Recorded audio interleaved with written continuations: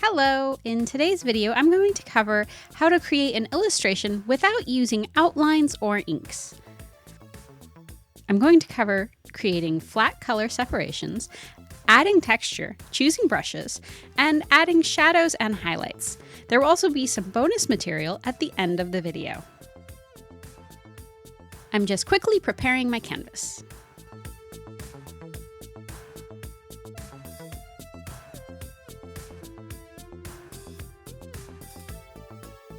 Let's get started. Before anything else, I create a folder and name it appropriately. Having things organized into folders saves time later, but it also allows you to simultaneously change the settings of all the layers inside. My preferred method of creating separations is with a lasso fill tool. When you make a selection, the inside is automatically filled with the current color, and then the area is deselected. I need to drop the opacity of the folder so that I can see the shapes in the sketch. Just dropping the opacity of the layer would work, but we'll be needing multiple layers, and that can quickly become frustrating and confusing. Of course, you can also use a regular lasso tool. You just need to add the step of filling the selection instead of it being done automatically. I'm going to start with her face. For now, I'm not worried about the facial details, but I just want to fill in her skin.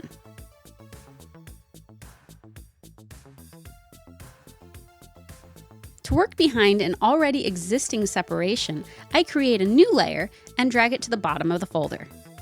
When I have two objects that are the same, like her hand and arm here, I pick a slight variation of the appropriate color to use. This makes it so that I can work on each part separately when using the Auto Select tool.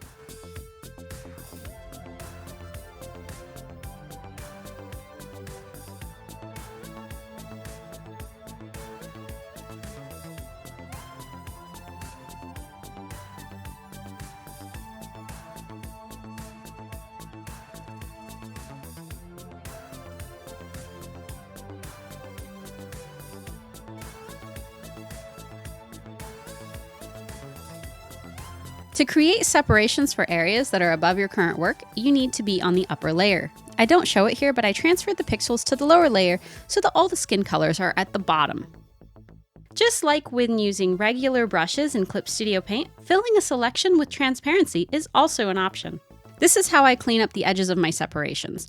You can add and remove until you have the exact shape you want. Let's look at other methods of drawing in the flat colors.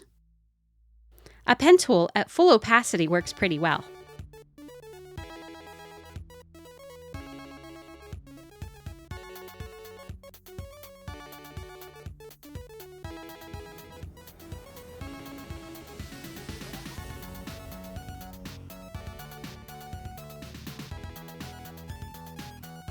I know some artists prefer the method of drawing in each part and filling them with a pen instead of selection tools. So if this is more natural, then please use this method instead.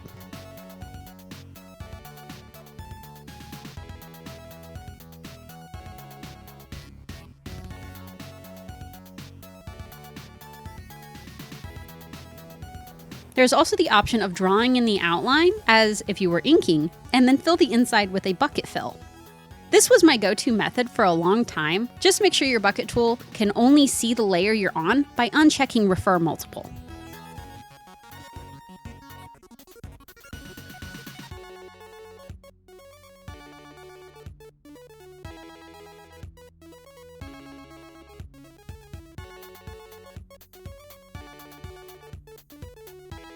When coloring the hair, I fill in the upper parts, like the bangs, and pieces that go in front of the face on the topmost layer. But for pieces that are behind the character's head, I work on a third layer at the bottom of the folder.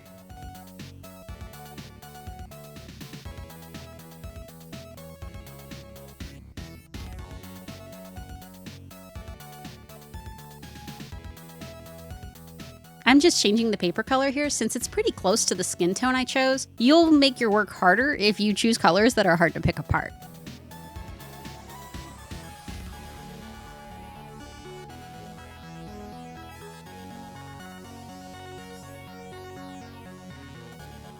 When I'm doing fills for inorganic objects like the chair, it's best to use the Polyline Selection tool. Instead of being freehand, you define the selection based on points when you click. Double-click to close the selection. You can also come back around to the original point to close it. I don't use this that often, so I just use the basic version and manually fill it. If you're working on a large area using Polyline, make sure your selection mode is set to Add so that you can keep working without having to stop and fill each time. The Polyline selection tool can make some nice edges, and if your art style is very sharp, then it might be better for you to use this most of the time. For objects that have a lot of soft edges, though, I find it doesn't work as well for my art. It takes a lot of close together points to get a detailed shape, and is more time consuming than freehand for me. If you're just using a mouse, though, the extra control would probably be really helpful. So what about separations that meet up at the same edge or are inside of another color? I just select that color and then work inside of that selection on a new layer. You can use the pen or the lasso fill tools inside of an existing selection. Working on a new layer means you can just erase or paint transparency to clean up the shape. Otherwise, you need to switch back and forth between colors. You want to make sure your flat colors read clearly since the silhouette will be carrying the illustration. I deviated from my sketch a little bit so that my shapes had less overlap and stood out more. Before moving on to the next step, I double-check that there are no gaps in my colors. By filling the canvas on a lower layer with a contrasting color, you can easily see parts that you've missed.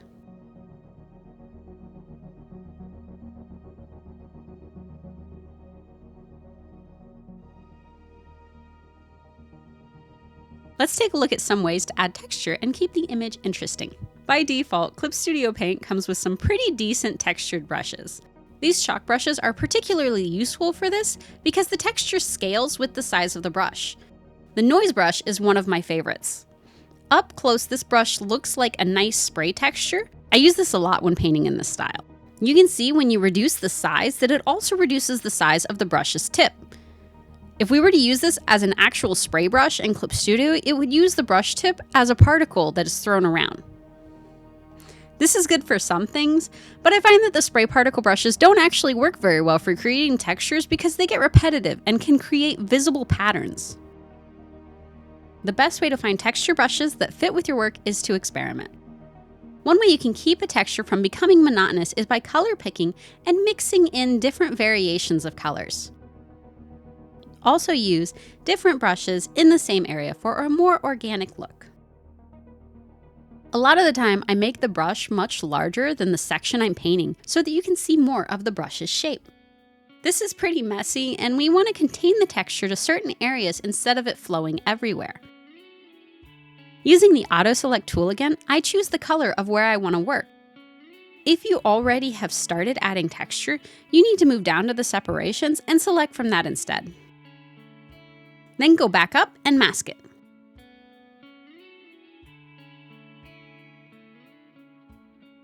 There is a second set of brushes that I like to create texture with.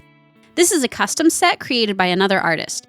I can't say its original name, but the English translation is Thick Coating Brush Set, and I have it linked in the description box below.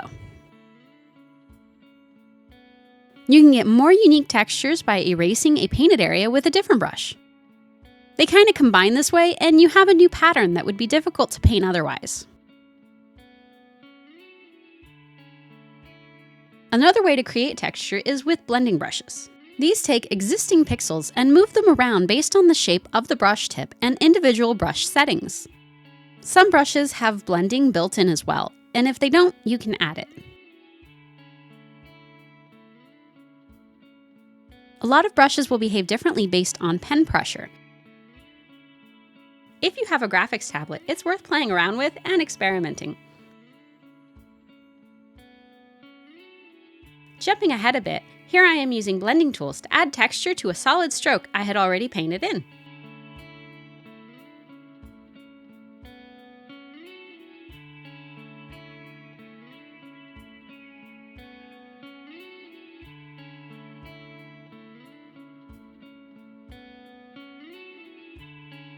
Aside from painting and textures, you can also use image materials. You can drag these from your materials library onto your image, or paste your own photos if you prefer. Image textures can be easily scaled and set to different blending modes for different looks.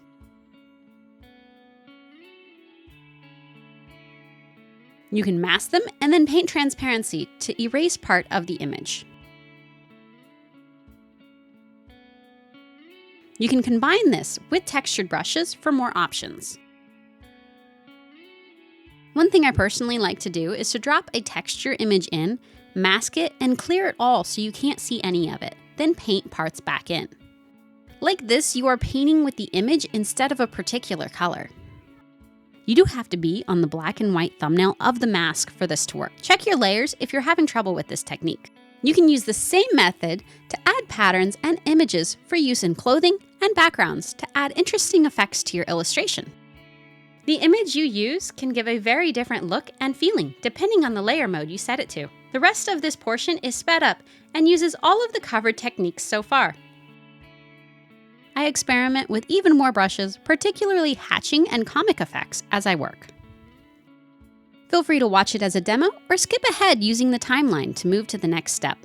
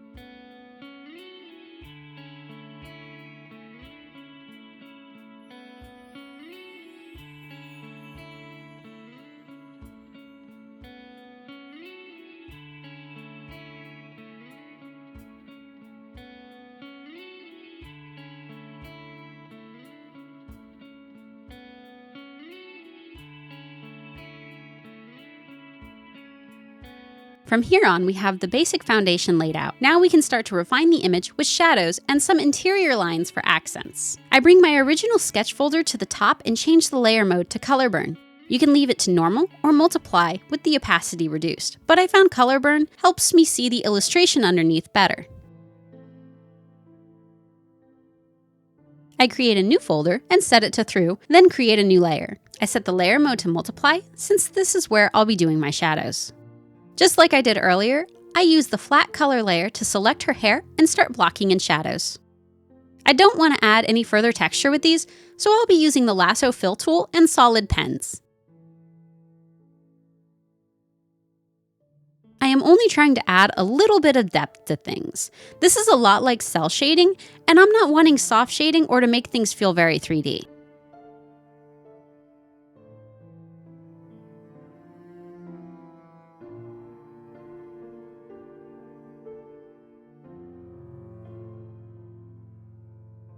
I use a textured chalk brush for the accent lines. It's really important not to go overboard with the interior line work.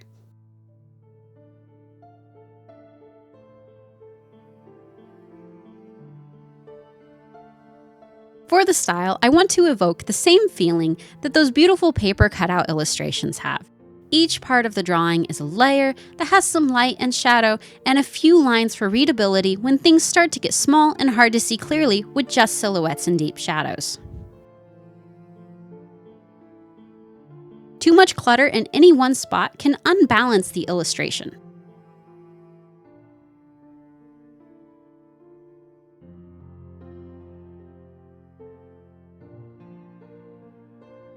Now it's time to put the final touches on the character. I like to save highlights as a last step because if I add them too early, I can easily do too much and make it overly shiny or noisy. This time I'm keeping my folder and the interior layers set to normal. My intent is to keep the highlights flat looking.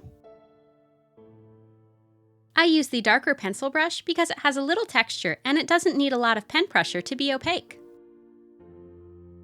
I usually only need to make one pass to make the color solid.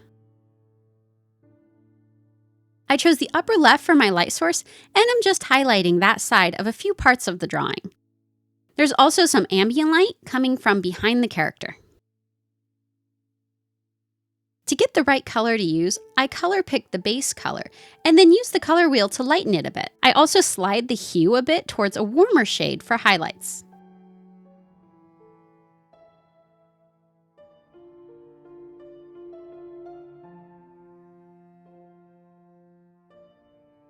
If I notice a shape is not clearly defined, I'll go back to the shadows and add an edge shadow. I'll continue until I'm happy with the illustration.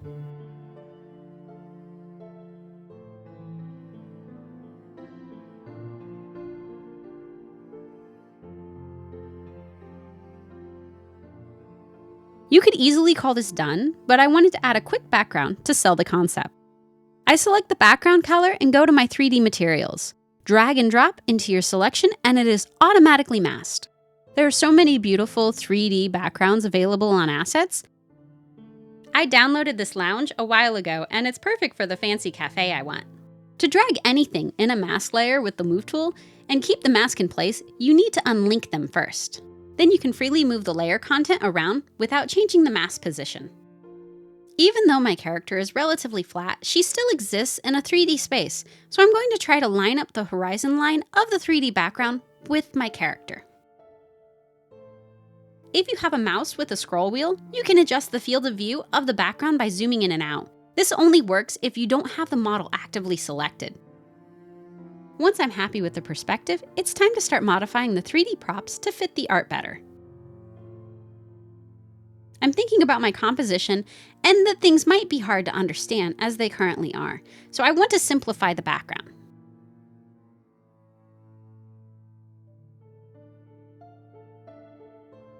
If you click the little wrench in the bottom toolbar, you'll bring up the sub-tool detail for the model. Everything that is contained in that 3D layer is in the object list. You can usually hide or move around the parts by selecting them in the scene and then clicking the eye to close it, or by finding it in the object list. These orange rectangles are part of the wall and I need to hide them. If I'm not sure what something is because it's in another language, or I'm just having trouble finding it because the list is really long, I'll play around by hiding things until I figure out how it's organized, and then I can remove what I want from the scene. When you click a 3D object, it should jump to the object in the list and you can hide it from there. Usually this works, but some things can be hard to select manually because they aren't fully in view. If I can, sometimes I just move a piece out of view with the axis handlers. Now let's make the background match the character. I drop the opacity of the 3D layer, then I go to Tool Properties of the object, scroll down, and I uncheck Apply Light Source. This really helps a lot because it flattens the background. Next, I create a correction layer above the 3D model so that I can alter the colors. I want to pick a soft gradient. I drop the opacity of the gradient layer a little bit. I change the layer mode of the 3D background to multiply so the texture and the colors I painted before show through. I duplicate the 3D layer and hide the original. Then I right-click and rasterize the duplicated layer. Now all this really is a flattened layer that I can modify, or better yet, use as a separation layer to select from. I make a new layer, set it to screen, and drag it to the top. With the glass door selected, I paint in some light. Piece by piece, I work on the background. I do the same for the shadows and switch back and forth between my multiply and screen layers. I use texture brushes while doing the shadows and highlights as a way to bypass the texture step and to make this go quicker. I use the noise chalk brush almost exclusively. I add a mask to these layers so that I can work on a larger area without having to select everything from the rasterized model layer.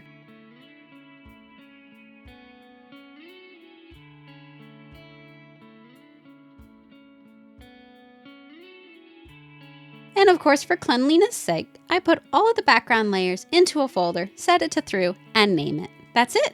I hope this tutorial was helpful. Let me know in the comments if you learned anything. And just like the brushes, the link to the 3D model I used is available in the description box. Like this video if you liked this video. Subscribe if you would like to see more.